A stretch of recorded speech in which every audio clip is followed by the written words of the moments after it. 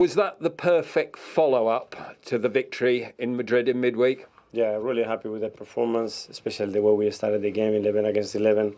First 35 minutes, I think we were exceptional. Scored 2, could have scored 3 or 4. And after obviously the game changed with the sending off. And we controlled the game well. We lacked a little bit of threat, but at the end we scored another 2 good goals. So overall, we rotated players, we rest some players. So good afternoon. Did the advantage that you build up allow you to get the rest that you really needed into some of these players? Because you'd said during the week some of them aren't able to do 90 minutes at this moment in time. Yeah, and some of them weren't able to start the game, which is good, you know, to have Ben, for example, hasn't played 90 minutes for a long time. Alex Zinchenko the same. So we had some players that we rotated and played. They performed really well. So, as I said, a lot of positives to take from the game. One of the big worries for you in the position that you find yourself at the moment is injuries. What was going through your mind when Bukayo Saka goes down, Leif Davis gets the red card, and then we see Bukayo with the ice? How concerning is it? Yeah, I didn't see the tackle. It was quite fast, so I didn't see it was very far from the bench. But after watching it, I think it's a good decision for the referee, and thankfully, he's in a bit of pain, but it doesn't look anything too serious. Some of the quality of the goal today must have pleased you, particularly perhaps under Martinelli's goal to give you the second. Yeah. Some of the play, the way we connected with each other, the ball speed, positioning, understanding and timing of it was exceptional. It means that you've made Liverpool wait, but perhaps more importantly, is it the fact that you've cemented second place with others that have been breathing down your neck? Well, I don't know. It's still a lot of points to play, so we're going to have to still do quite a lot to achieve that. Yeah, we managed to delay for another week the championship for Liverpool, and that's what we have to try to do.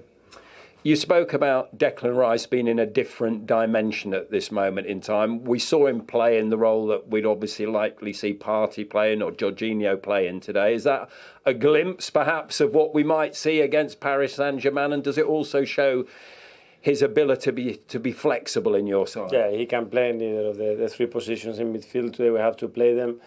George is out still, and Thomas could not start the game. So that was really the reason. I'm not thinking about anything else than that, but I thought he was exceptional there.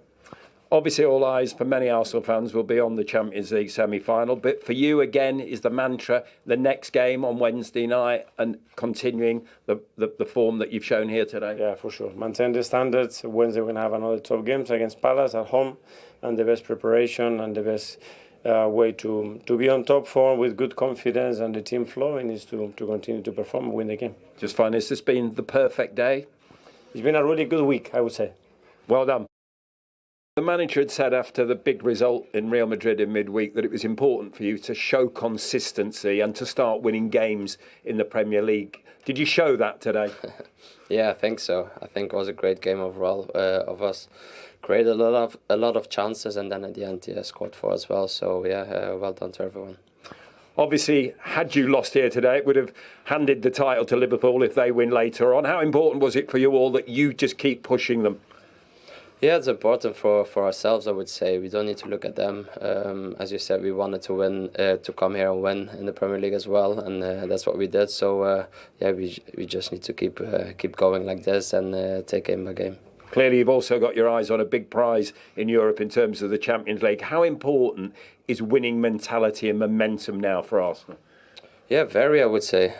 We want to win every game, but you know how tough it is as well in the league. And it's a good win today, and we just need to keep pushing and going forward. There's another game on Wednesday, so they keep on coming. And for you, the first time 2 goals in a Premier League game this season. Just talk us through those 2. Yeah, the first one was a scrappy one. Get my foot to it and it goes in. And the second one was after another short corner where we did it very well. We played out so quick and then, got the ball to me, turned and put it in the back of the net. You say a scrappy one for the first goal. Is Martin Odegaard claiming that as a proper assist? Yeah, so the first thing he said, thank you for the assist. So, it's nice to be on the score sheet again and, helping the team to get a win.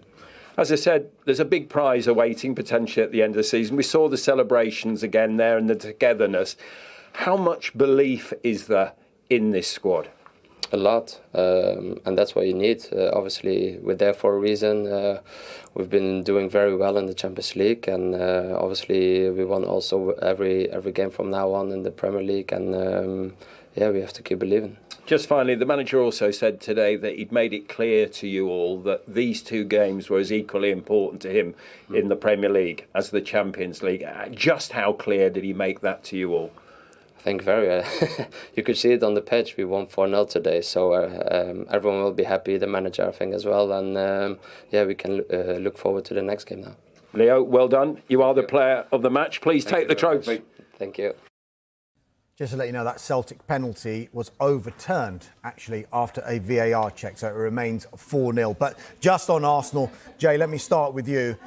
Mikel Arteta said he wanted to prolong this title race as long as possible. I think privately he will say it is over, but he wants Liverpool to have to do their job and Arsenal to do theirs, and they did it really well this afternoon, didn't they? Yeah, definitely. I mean, listen, they're a much better side than Ipswich. Like we spoke about at the beginning of the show, no disrespect to Ipswich, but they got League One players still. And you're not beating an Arsenal team, even though, we're rotating it. You might have injuries, but Arsenal, they work really hard. They went out there with the right attitude, straight from the first whistle. And went and put the game to bed early. Trossard scoring a couple of goals, that's really important. He played really well. Martinelli on the left, Trossard down the middle, Saka on the right. That's probably what they're going to play in the European competition, in the Champions League, with Moreno dropping in as part of the three, Declan Rice as the defensive midfield. But it was a good overall performance, very professional, clean sheet and scored goals. What more can you ask for? Yeah, just picking up on what Jay said there, Jamie, he kind of used that as almost a dress rehearsal for the PSG semi-final without Thomas Partey. Yeah, that was the biggest thing. I wanted to see how they lined up today, because obviously Partey picked up the yellow card. I thought, what are the options? Because, Jorginho's injured, Havertz is injured, Partey's booked. Was they going to play Zinchenko in there? Skelly. Skelly. There was talk of Lewis Skelly playing in midfield, but look, they had one problem and they've dealt with it. It looks like it will be Declan Rice, Moreno, Odegaard, and they'll play Trossard. Trossard played down the middle today. Martinelli on the left, Saka on the right. That, for me, was a dress rehearsal of the starting lineup for the PSG game. Zinchenko played today. He's rotated a few. He's given Lewis Skelly a rest. But I think that midfield and that front three is probably how they'll start in that Champions League semi-final. So it was interesting to see how they've done today. And they played really well. They're too good for Ipswich. Ipswich are not good enough. But Arsenal turned up and done the business. Fair play to them. As well, with Trossard, one thing I like about Trossard, he plays in them wide areas, that's his natural position, but when he's played down the middle, he's a good finisher. Yeah. And he sniffs out them, kind of scrappy chances. He seems to sniff them out and he does well. And that's what we're going to need in the Champions League. We're going to need a performance where you work really hard. You might have to run after lost causes, but then you've got the speed to get in the box, get them little scrappy goals. And he's done it really well when he's played in that position for Arsenal. Yeah. Jamie? They're going into it. Underdogs, aren't they? Underdogs. Favourites, mate. Favourites. Jamie, Jay, you really have put in a shift this afternoon on Soccer Sunday. Listen, I don't care what they all say. I think you're all right. If they want the opportunity to win the Premier League trophy. Let's take a look at how the goals went in. Leandro Trossard got the ball rolling for Arsenal in this game, and they cruised all the way through it, Jamie. Yeah, they did. It was far too easy for them. And this has been the name of the game right throughout the season for all three promoted teams. They found it really tough. But O'Shea, the centre-back, Trossard initially drops off him. It's clever play by him. But you've got to be more aggressive and go towards the ball. And I sometimes think because the promoted teams are so far off, we're quite kind to them. We're not too critical of them. But, the Premier League players, they're playing at a certain level. They've got to do a lot more. And the second one, it's a similar thing, Jamie, I think, in terms of on that transition, Leif Davis tries to get a foot in, goes a little bit too early, and then it's just the quality of Arsenal. Look at that for a touch from Moreno, for Martinelli. It's just brilliant stuff. I said they would perform really well today, and they did exactly that, with confidence, with a bit of energy and a little bit of arrogance as well. A little bit of frustration creeping in for Leif Davis at the beginning of the move for that goal, and then he got the red card. Yeah, he'd obviously had a warning earlier, but he's getting frustrated. But this is unacceptable. This is obviously a dangerous tackle. Saka's going nowhere. He knows what he's doing. He seems surprised to get the red, but we've looked at it, and I think it's the right decision. Crazy tackle. Yeah, apologetically leaving the pitch at the end of that. He knows he will have cost his side. We're already 2-0 down, and it got worse for them and better for Arsenal, Micah. Yeah, again, set pieces, making the most of the man advantage. But just look at the pass from Declan Rice. See it on this angle here, just reverse pass. Trossard, nice and cool, and just slots it home. Arsenal in full flow. And then young Ethan Nwaneri with the fourth.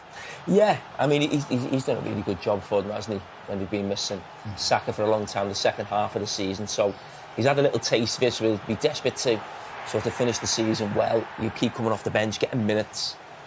And, yeah, he looks like a little superstar of the future. And another goal for him. Yeah, playing as well for places in that game against Paris Saint-Germain in the Champions League, that two-legged semi-final to come in a couple of weeks' time. In the meantime, they've been focusing on the Premier League, and that means... With 9 days until their Champions League semi-final against Paris Saint-Germain, Arsenal arrived at Portman Road and effectively used Ipswich Town as their training cones. That might sound blunt, but this was a blunt beating, with Mikel Arteta's side scoring twice in the first 30 minutes and then cruising to an entirely straightforward victory from there.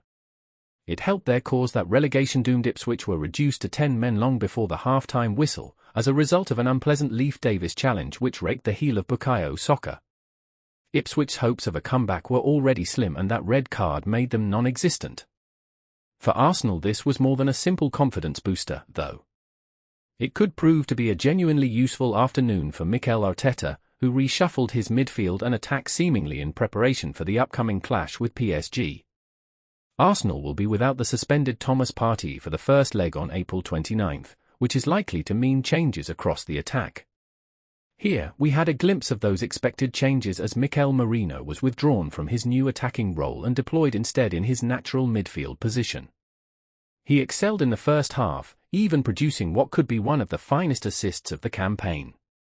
The big beneficiary of Partey's suspension, however, could be Leandro Trossard. The Belgian has been a substitute for most of the major games in recent weeks, but he now looks likely to start as the centre-forward against the French giants. He struck 2 tidy goals here, either side of Gabriel Martinelli's back post tap-in, and was then watching from the bench as Ethan Nwaneri added a late fourth. Would this outcome have been any different without the red card for Davis?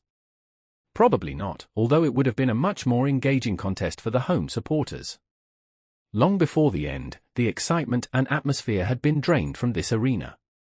Ipswich finished the match with 4 shots and 199 completed passes, compared to Arsenal's 24 shots and 675 completed passes.